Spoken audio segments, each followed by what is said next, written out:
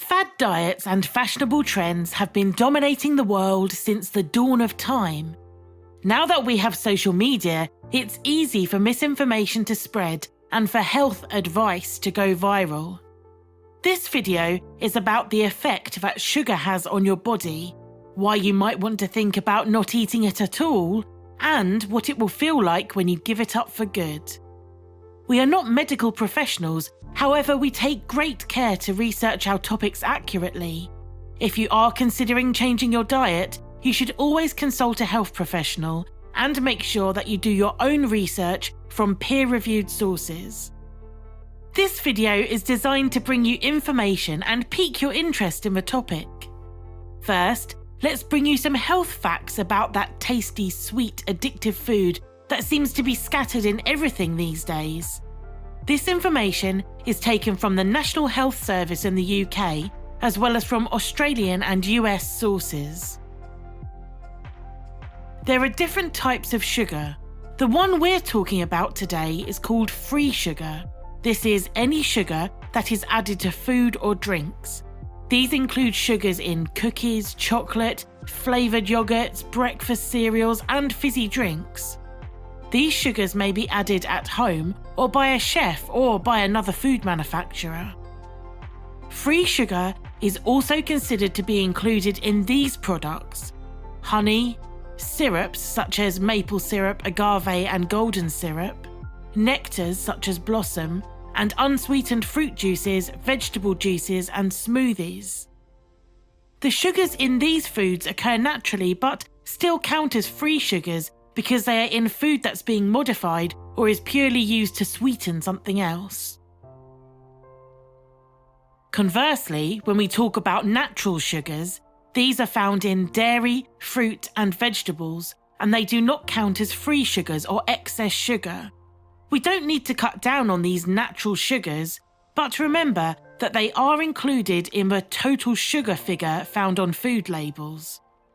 This means that if you are reducing your sugar intake, especially at the first stages of removing it from your diet completely, you may also want to steer away from products high in natural sugar, such as sweet potatoes, milk, and some fruits. You see, the reason that free sugar is an issue globally is that the general population unknowingly consumes too much of this, which increases the caloric intake, leading to obesity and dental problems. In some countries, they do not have to declare the sugar content on food labels, and so it means the shopper has to guess or use a phone app to work it out. After a long day of school or work, who wants to spend time reading food labels in a busy grocery store? Also, carbohydrates are one of the 3 big nutrients that make up food. The others are protein and fat. Carbs give your cells energy because they break down into glucose, sugar. Carbs come in several forms: pure sugar, starch, and fibre. The reason why it's important to know this is because starchy foods like rice and potatoes still raise your blood sugar level, just not as quickly as pure sugary food like honey and sugar granules. In general, foods that are processed like white bread, potato fries, chips, and white rice will cause your blood sugar to spike as they are very sweet. The more natural the food is, like brown rice, lentils, whole wheat products, the more fibre they have in them, which slows down the breakdown of the sugar. The thing is, these extra calories and the reduced amount of exercise that we do as a community both contribute to obesity. We're not talking about looking at the outdated BMI scale or what size clothes you wear. We mean medical obesity, which impacts your health in a variety of ways. The most common being type 2 diabetes. This is a familiar medical condition that causes the level of sugar, glucose, in the blood to become too high. If untreated, it can lead to heart disease, stroke, blindness, leg or foot amputation, erectile dysfunction, kidney issues, miscarriage, and a whole host of other nasty side effects. Yet, we all keep consuming extra sugar. Unless you have been told by your doctor or a dietitian to cut out sugar completely, it's guaranteed that you will have eaten something in the last 24 hours that contains excess sugar or free sugars, not just natural sugar. Not only does sugar impact obesity and diabetes, it also ruins your teeth. Tooth decay is exacerbated by these free sugars because in this form, the sugar is in contact with your teeth, for example in a candy bar, a soda drink, or sweet breakfast cereal. Consuming the sugar within vegetables and fruit is different because the sugar is hidden within the structure of the food and it's then broken down and released through digestion. People who are reluctant to give up sugar should be encouraged to search online for first-hand accounts and documentaries about our ancestors who didn't understand the dangers of it. There's a particularly shocking documentary you can find about the British Elizabethan age when they hosted sugar parties and banquets, sculptures made out of sugar, food coated in sugar, even the meat, a total sugar fest. After a while, people began to notice increased tooth decay and other health problems. Not wanting to admit it could be the sugar, they thought that the sweet stuff could actually cure their rotting teeth, so they rubbed sugar into their mouths and opened sores. If we already knew about the issues that sugar causes way back in the 16th century, then why on earth do we keep using it and adding it to all kinds of daily foods? One word: dopamine. This is also called the happy hormone because even a small release of this neurotransmitter can help us feel satisfied, calm, and less anxious. These wonderful feelings are also why addictions form. Not just hardcore addictions to opiates and other drugs, but addictions to caffeine, nicotine, sex, online gaming, social media, and, you've guessed it, sugar. When you're thinking about changing your diet, everything is already against you. Whether you want to become vegetarian, vegan, gluten-free, or maybe you want to eat less dairy. The world says that they have options to cater for you, but usually these are slightly more expensive than the normal supermarket options. And, on top of that, you have to put up with the criticism from friends and family who may not be ready to change their lifestyle.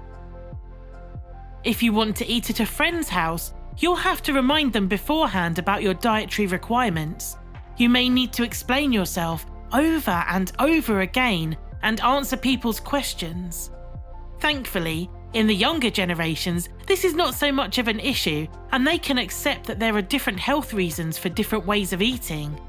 But with people that are stuck in their ways or actively against certain choices, you can feel like you're being attacked. If you are giving up eating sugar, but it's not for a direct, obvious health reason such as diabetes, you may be faced with the common response, "Just treat yourself."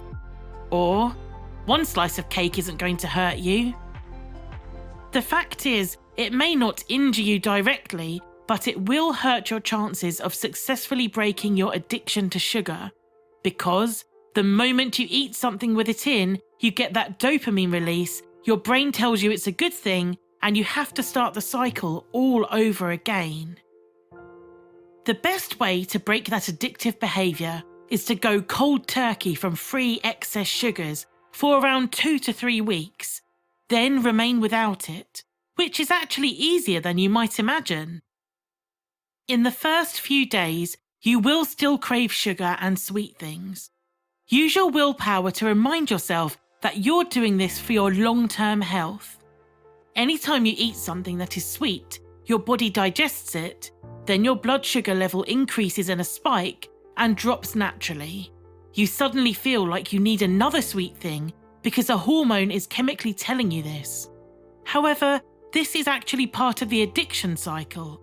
Just like when a heroin addict feels awful without their hit of a drug and has to use willpower to get over those crucial first few days. If you can resist the temptation to eat sugary things in these early stages, it is setting you up for success.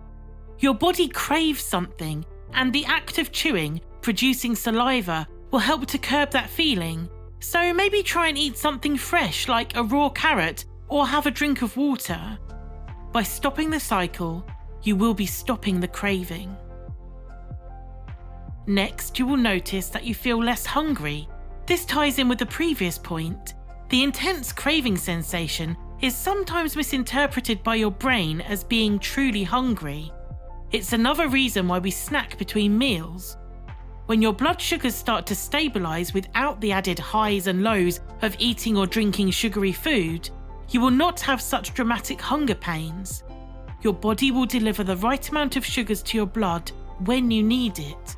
This is what it's evolved to do.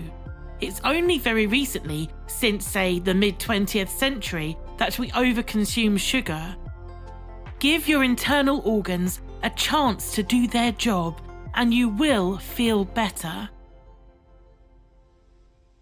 One of the best things about giving up sugar entirely is that you will begin to lose excess water and fat. You'll be surprised at just how much fluid your body was retaining. In the first week or so, you can expect bloating to be reduced, especially in the abdomen, and some puffiness in the face will go down. In the first 10 days, you may start to lose some body fat. However, that usually begins in week 2, once your body has released all of the excess water. After the first week, your skin will start to look firmer and you should have less breakouts of spots. It's important to remember that alongside ditching the sugar, you should be drinking a good amount of water. Doing all of this in one go will force toxins out of your body through your urine, but also through your skin. It is common for people to have more spots than usual within the first week, but once these clear up, you will notice that they don't come back, and things such as eye bags and dark circles will improve in a week or 2 onwards as well. Alongside your skin feeling better, you will notice that there's a lot less stiffness in your joints. The best, and we feel the most important benefit from cutting out these free excess sugars is having a better mood and better control over your emotions. You will find that by week 2 of totally cutting out sugar, there will be a day when you wake up and you significantly feel different. You feel good, be it feeling more mobile, looking better, or simply being able to focus more. You will find that with no sugar distracting you, you are in control and motivated. This is why the first 3 days to 1 week of the process is key to beating the addiction. If in this time it means avoiding a family function or a night out with friends so that you can control yourself, then we suggest doing that. Wanting a better life for yourself is not something that should be laughed at by others or even questioned in a nasty way. Having a discussion about why you want to improve your health and explaining where your information has come from is a great way to connect with other people. You can create a positive discourse even if your ideas are different.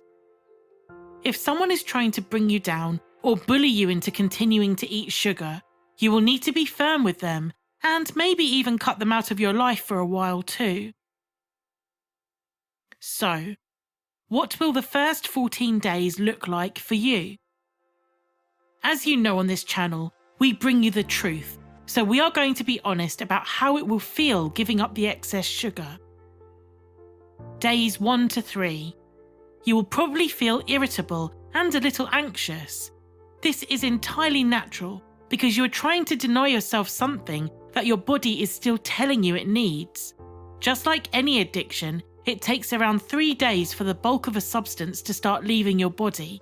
During this time, you may want to drink more water than usual and use multivitamins to ensure that you're filling your body with good things.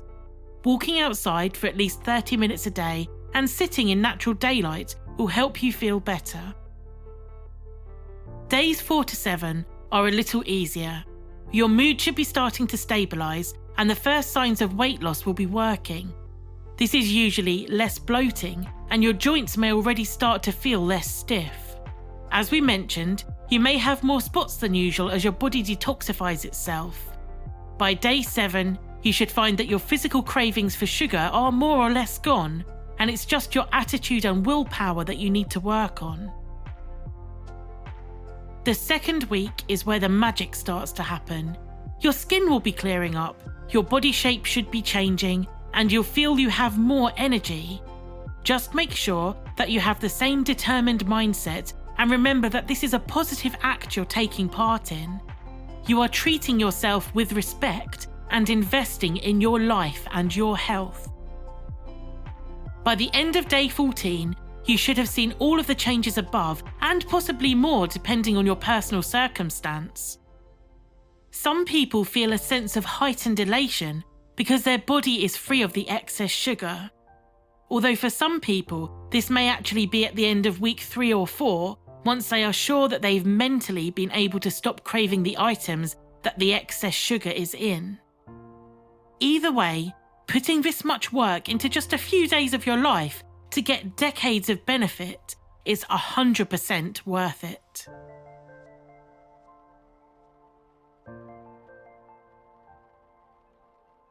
Always find your medical advice from a peer-reviewed, trusted source. Ask questions to people that have already given up sugar. They will definitely tell you the truth. When changing your diet in a drastic way, seek approval from your doctor or a health professional first. Remember that people who are trying to get you to break your willpower or who are being negative about your new approach to health need to be ignored at all costs. Keep drinking water and eating healthily to get the full benefit sooner from cutting out sugar from your diet. The best thing you can do to prepare for your success is to be prepared. Use up or donate your food products in your house that have excess sugar in them. Replace them with healthy choices. Don't go shopping when you're hungry or rushed. This will just lead to temptation. Make a daily journal of your first 2 or 3 weeks, then read the entries back and see how much you've accomplished. Unlike other dietary changes, giving up sugar requires you to go cold turkey and not to have cheat days. If you do end up eating a meal with excess sugar in it, your body will need to start the process again. This is why it's best to prepare yourself and those around you for your lifestyle change.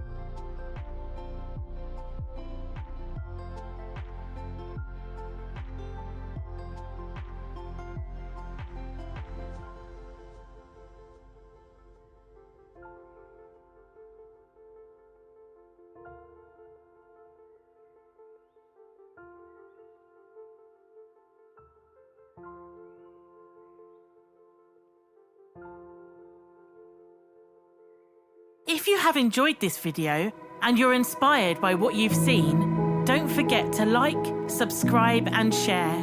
Let's change the world together.